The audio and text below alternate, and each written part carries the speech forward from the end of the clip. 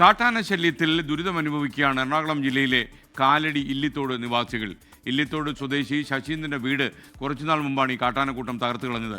പിന്നീട് വീട് വാസയോഗ്യമാക്കി നൽകുമെന്ന് അധികാരികൾ ഉറപ്പ് കൊടുത്തിരുന്നു. എന്നാൽ ഇപ്പോഴും അടച്ചുറപ്പില്ലാത്ത വീട്ടിൽ ദുരിതം അനുഭവിക്കുകയാണ് ഈ കുടുംബം.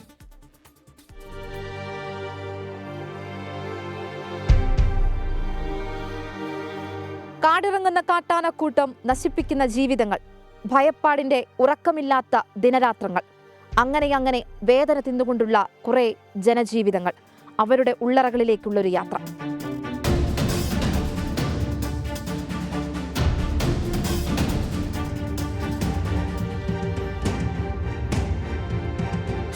രാത്രി ഒരു കറക്റ്റ് 11:30-ക്കാണ് വരുന്നത്. അപ്പോൾ ഒരു കൂട്ടം ആന ഉണ്ടായിരുന്നു. അതിൽ ഒരു ആന ചാടി വന്നു.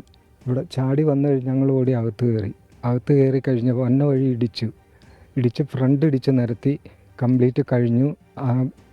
രണ്ടാമത് വന്നപ്പോൾ ഞങ്ങൾ ഇതിന് ഓടാനും പറ്റില്ല, ഒന്നുമില്ല, കെട്ടിപ്പിടിച്ചത്. ഏതായാലും മരിക്കുകയാണ്.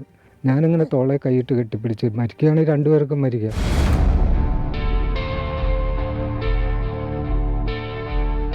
ഇത് പറയുമ്പോൾ ശശീന്ദ്രന്റെ വാക്കുകളിൽ ഭയമാണ്, വേദനയാണ്. ഒരായുഷ്കാലം മുഴുവൻ അധ്വാനിച്ചുണ്ടാക്കിയതൊക്കെ കൺമുൻപിൽ നഷ്ടപ്പെട്ടു പോയതിൻ്റെ വേദന. എൻ്റെ ഫുള്ളായിട്ട് ഫർണിച്ചർ പോയി. സ്റ്റൗ, മിക്സി, 2 ഫാന്, പാത്രങ്ങൾ, ഒരു അളമാരി ചവിട്ടി പൊളിച്ചു കളഞ്ഞു. വരുമാന മാർഗമായിരുന്നു ശശീന്ദ്രന് 2 പശുക്കൾ. ഇതിൽ ഒരു പശുവിനെ കാട്ടാനക്കൂട്ടം ഇടിച്ചിട്ടു. ഉള്ളതൊക്കെ കൊടുത്ത് ചികിത്സ നടത്തി. പക്ഷേ രക്ഷിക്കാൻ കഴിഞ്ഞില്ല. 13 ലിറ്റർ പാല് കറക്കണ ഒരു പശു 3 ദിവസം കഴിഞ്ഞപ്പോൾ പാലില്ലാതെ വന്നു. അത് പറഞ്ഞു കഴിഞ്ഞപ്പോൾ ഇവിടെ അതിൻ്റെ റിപ്പോർട്ട് ഇവിടെ കൊടുക്കേണ്ട ഒരു ആളുണ്ട്, അയാൾ പശുവിനൊന്നും പറ്റിയില്ല എന്നും പറഞ്ഞു എഴുതി. MLA ഉൾപ്പെടെയുള്ള ആളുകൾ സ്ഥലത്തെത്തി. വീട് വാസയോഗ്യമാക്കി മാറ്റുമെന്നുള്ള ഉറപ്പു നൽകി.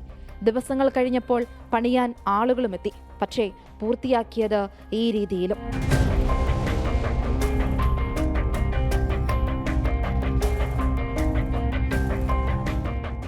വാസയോഗ്യമായ ഒരു വീട് പോലുമില്ലാതെ ദുരിതമനുഭവിക്കുകയാണിവർ. വന്ന് കണ്ട് ദുരിതമറിഞ്ഞ അധികാരികളും വേണ്ട പരിഗണന നൽകിയില്ല. ഭിന്നശേഷിക്കാരിയായ തന്റെ ഭാര്യയും കൊണ്ട് എവിടെ പോകണമെന്ന് ശശീന്ദ്രൻ അറിയില്ല. ഓരോ ദിവസവും എങ്ങനെ നീക്കുമെന്നും അറിയില്ല.